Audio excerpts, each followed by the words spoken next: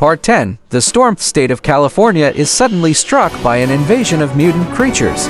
These mutant creatures, which seem to have originated from a secret research facility within the state, are extremely powerful and difficult to defeat.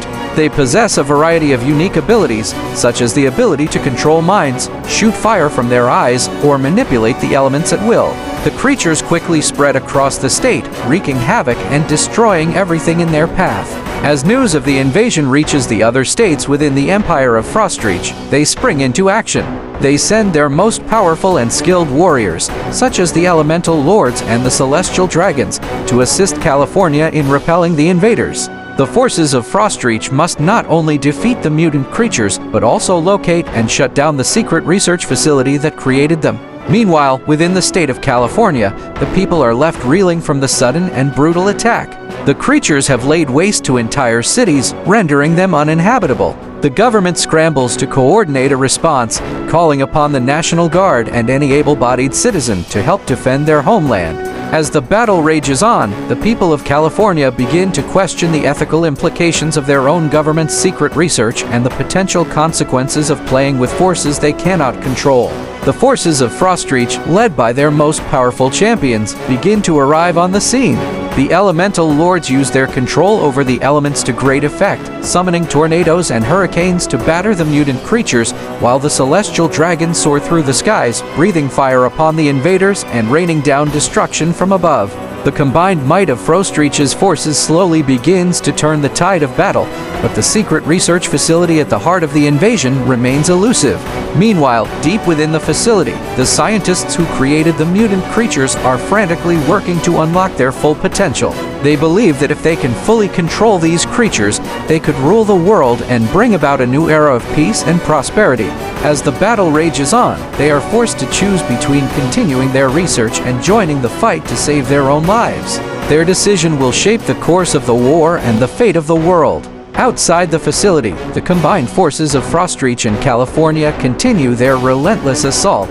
The Elemental Lords manipulate the elements with greater precision, creating powerful whirlpools that drown the mutant creatures and freezing them solid. The Celestial Dragons use their superior speed and agility to dart in and out of battle, picking off stragglers and supporting the ground forces. Inside the facility, the scientists debate amongst themselves about their next move. Some argue that they should continue their research and unlock the full potential of the mutant creatures, while others believe that they must escape and find a way to destroy their creations before they are killed or captured. The debate is heated, but ultimately, the scientists who wish to continue their research manage to convince the majority. They gather their equipment and begin to work on a device that will amplify their control over the mutant creatures, hoping to turn the tide of the battle in their favor. As the battle rages on, the forces of Frostreach and California make their final push towards the facility. The Elemental Lords, now in perfect harmony with their elemental allies, create a massive wall of earth and water that separates the mutant creatures from the facility, trapping them outside. The Celestial Dragons, meanwhile, fly high above the battle, using their immense speed and agility to scout for any signs of the scientists attempting to escape within the facility. The scientists frantically work on the amplification device, their fingers bleeding as they race against time. They finally manage to complete the device, but as they activate it, they realize that they have underestimated the creature's intelligence. The mutant creatures, sensing the threat posed by the device, use their combined powers to overwhelm and destroy it, sending the scientists flying through the air like dragons. Outside, the forces of Frostreach and California witness the explosion from a distance and exchange worried glances. They know that the scientists are no longer a threat, but they also know that the mutant creatures are now even more dangerous than before. The Elemental Lords and Celestial Dragons continue their assault, using their elemental and divine powers to weaken the creatures' defenses, but they cannot hope to defeat them all. As night falls, the mutant creatures grow more ferocious, their eyes glowing with an unnatural light. They seem to be drawing strength from the darkness, becoming more resilient and cunning. the remaining scientists, those who survived the explosion, gather their remaining resources and attempt to flee the scene, hoping to hide in the chaos and rebuild their lives elsewhere. The forces of Frostreach and California, now realizing the true extent of the threat they face, work together in a desperate attempt to contain the mutant creatures.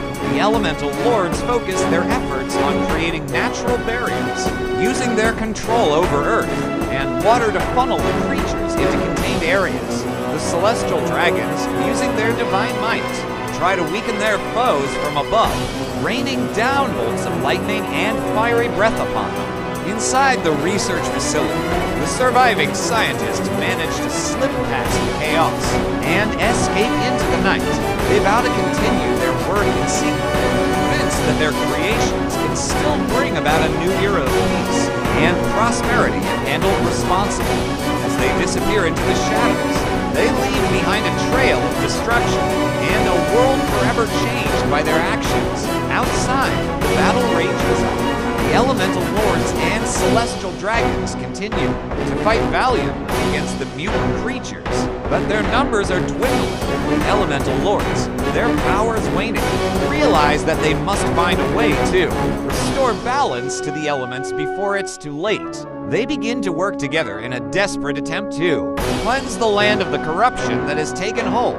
Meanwhile, the surviving scientists manage to evade capture and disappear into the night. They set up a new underground laboratory, hidden deep within the frozen tundra of the Arctic Circle.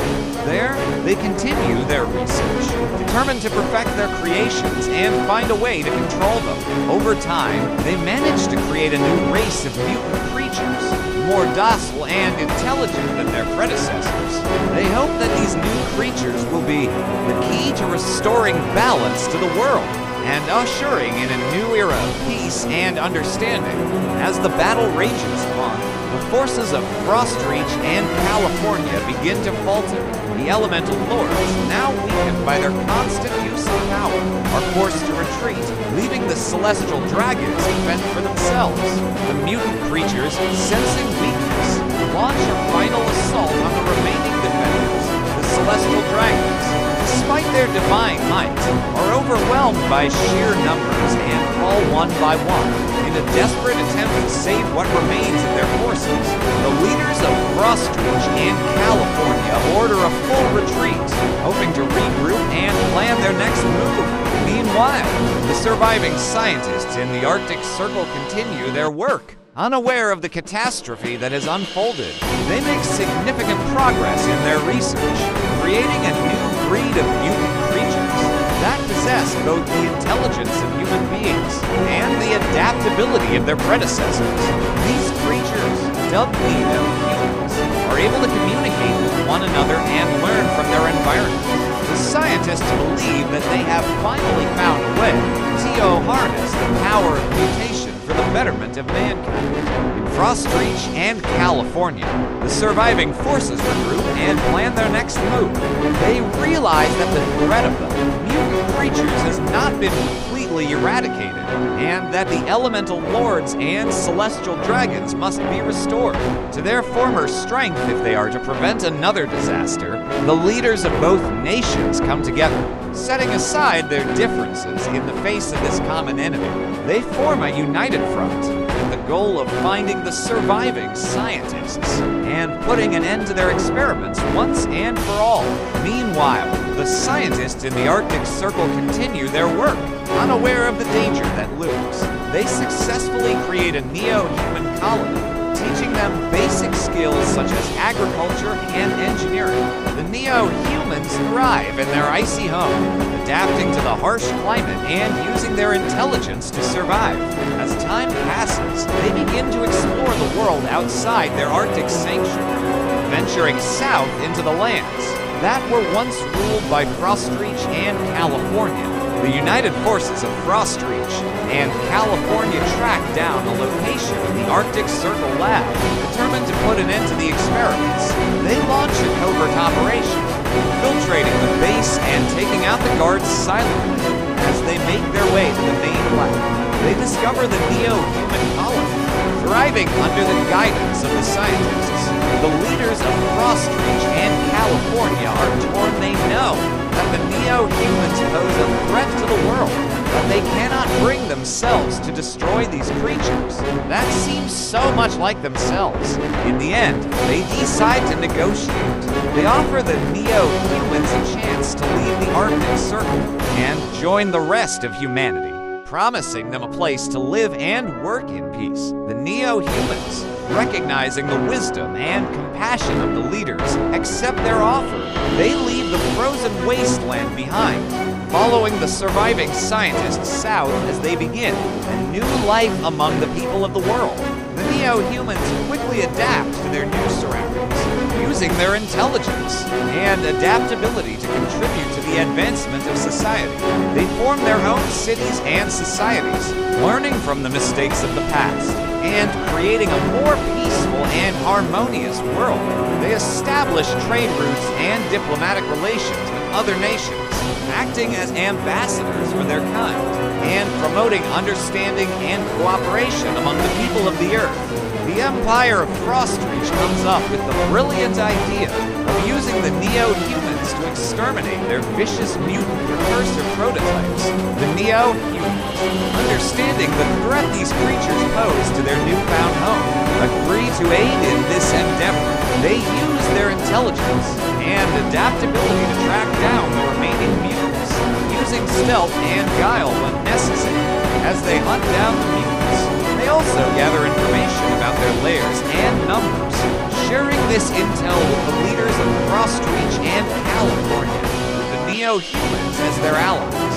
The combined forces of Frostreach and California launch a coordinated attack on the remaining strongholds of the mutants. The Neo-Humans use their knowledge of the terrain and their ability to communicate with one another to outmaneuver and ambush the mutants, while the soldiers of Frostreach and California engage them in direct combat. The campaign is brutal and relentless, but the Neo-Humans and their human allies prove to be unstoppable. They systematically hunt down and destroy every last stronghold of the mutants, eliminating the threat once and for all.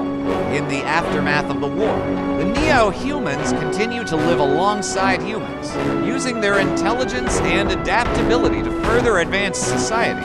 They become respected members of the international community, acting as ambassadors for peace and understanding among all nations.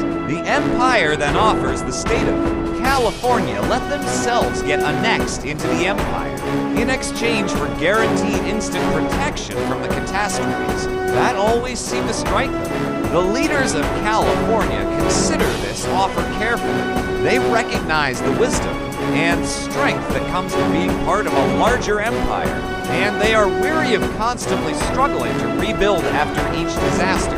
On the other hand, they are proud of their state and its people, and they worry about losing their independence. After much deliberation, they decide to accept the Empire's offer. The citizens of California, while initially wary, soon come to see the benefits of being part of a greater whole. Trade flourishes, infrastructure improves, and the state becomes a shining jewel within the Empire. The Neo-Humans, too, feel more at ease within the Empire's protective embrace, and their unique perspective and abilities are welcomed by all. The Empire of Frostreach decides to use the core sacred relic to attempt to summon all of the remaining sacred artifacts to it. The ceremony takes place in the heart of the Empire, deep within the icy caverns that serve as its capital. The High Priest of Frostreach, adorned in regal robes and wearing a crown of ice, stands before a massive obsidian altar. Around him, other priests and nobles chant ancient words, their voices echoing through the caverns in a haunting, otherworldly harmony. As the ritual reaches its climax, the priest holds aloft the core sacred relic, its glow intensifying until it seems to be the very heart of the frozen world. With a dramatic flourish, he thrusts it into the center of the altar. Immediately, a ripple of energy sweeps through the cavern, followed by a blinding flash of light. When the light fades, it becomes clear that the artifact has indeed summoned the other sacred artifacts to it. They appear around the altar, floating in the air. their glowing orbs spinning with otherworldly energy. The Empire of Sunhaven then decides to attempt to research advanced nanotechnology. The Neo-Humans, with their unique biology and connection to technology, prove invaluable assets in this endeavor. They are able to interface with the machines on a level that even the most gifted human scientists can only dream of, and their adaptability allows them to withstand the harsh conditions that nanotech labs often demand. As a result, the Empire makes rapid progress in the field, developing new applications for nanotechnology at a breakneck pace. One such application is the creation of a self-healing armor, designed to protect soldiers from the most devastating weapons on the battlefield. This armor uses nanobots to repair damage in real time, allowing soldiers to remain combat effective even when faced with intense fire. The Empire is quick to adopt this technology, equipping its entire military with the life-saving armor. A dimensional rift appears in Megacota, the origin state of the Empire of Frostreach. The Neo-Humans, who have long been fascinated by the mysteries of the cosmos, send explorers to investigate this phenomenon. They quickly discover that the rift is stable and can be harnessed for interdimensional travel. The Empire of Frostreach becomes the first nation to master this technology, opening up the possibility of exploring new worlds and civilizations. The Empire of Sunhaven decides to attempt to research advanced energy weapons technology. The Empire turns to the Neo-Humans once again for their unique perspective and expertise. The Neo-Humans, with their innate understanding of technology and the natural world, are able to design energy weapons that are both incredibly powerful and environmentally friendly. The Empire's scientists are amazed by their progress, as the new weapons not only pack a devastating punch, but also have minimal impact on the battlefield and the surrounding environment.